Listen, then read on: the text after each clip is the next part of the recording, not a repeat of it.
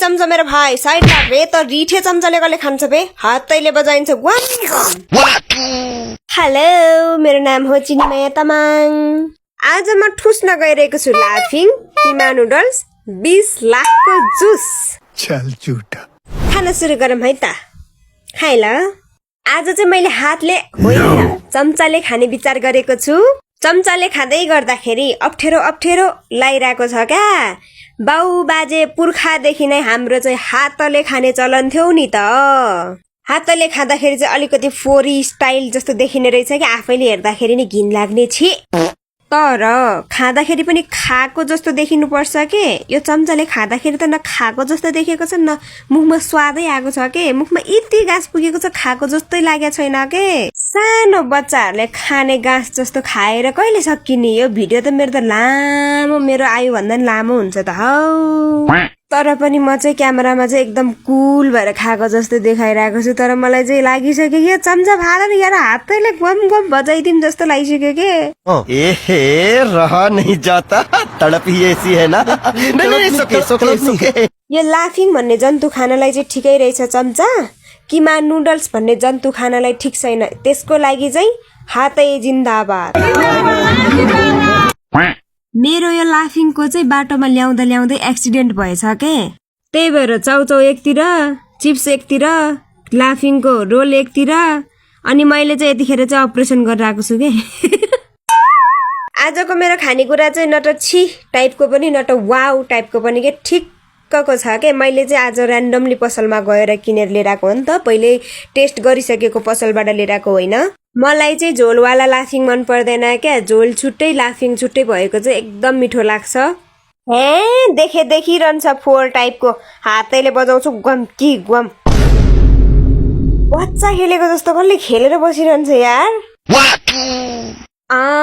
अब मजा आउँछ त बल्ल यो केटीले बाहिर होटेलतिर जाँदाखेरि पनि हातैले ग्वाम कि ग्वाम खान्छ क्या लाज पचेको केटी भनेर सोच्नु होला नो होटेलमा जाँदाखेरि त एकदम स्ट्यान्डर्ड पाराले खानु पर्यो नि त्यो त मलाई पनि थाहा छ नि यो ठुल्ठुलो गाँस खानुको पनि बेफाइदा छ नि के छ थाहा छ यो बाँदरको चाक भन्दा पनि फोर हुन्छ के मुख वरिपरि के टाँसिन्छ क्या बोल्दै उम्केको ध्वासे उडुजेसी शिवा हम्बा मगरला कोला हुडीला क्वान राणलाना तामलाजी बिजम ngala kunjur syabla अबे साले लिटरली मैले चम्चाले खाएको भए यतिखेर 10-12 गाँसमा पनि सकिँदैन थियो के मैले हातले खाएको भएर हेर्नु 4-5 गाँसमै सखा हुन लागिसक्यो क्या यो केटीले जहिले पनि बाहिरको चिज मात्र खान्छ कि क्या हो घरको खाना खाँदैन क्या हो कुन दिन टप्किन्छ यो केटी भनेर सोच्नु होला होइन यो भनेको मेरो कन्टेन्ट पनि हो क्रेभिङ्स पनि हो मैले घरको खाना पनि खान्छु बिहान बेलुका दिउँसो एनी टाइम दाल भात तरकारी जिउदन सरकारी यस 1-2 जना आरिसेहरूले के मलाई कमेन्टमा कति खाएको रे खान्छु त मेरो मुख मेरो मर्जी मेरो मोबाइल मेरो मर्जी खान्छु पोस्ट गर्छु केही उखाड्न सक्छौ उखाड्नुस् सक्छौ भने आफू पनि खाऊ भिडियो पोस्ट गर न मैले के छेक्या छु र हुन त यो दुनियाँमा कसको बाउको चाहिँ रिस गर्ने मान्छे हुन्न र तिमीहरू पनि रिस गर्दै बस ल अझै रिस गर्दै बस म त खाँदै बस्छु मस्त खाँदै बस्छु अझै धेरै खाँदै बस्छु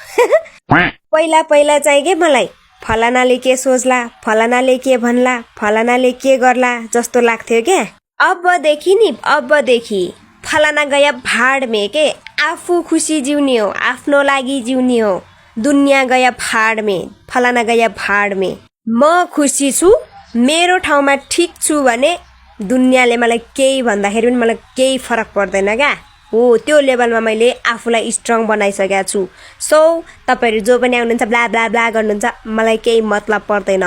इफेक्ट गर्दैन मलाई सो मलाई जे भन्न मन लाग्छ जस्तो भन्न मन लाग्छ भनिराख्नुस् भुक्ने कुकुर भुकिरहन्छ मलाई बालै फरक क्या सो एभ्रीवान यो हन्तकालीले सबै खानेकुरा खाइ भ्याइसकेको छ thank you for watching bye by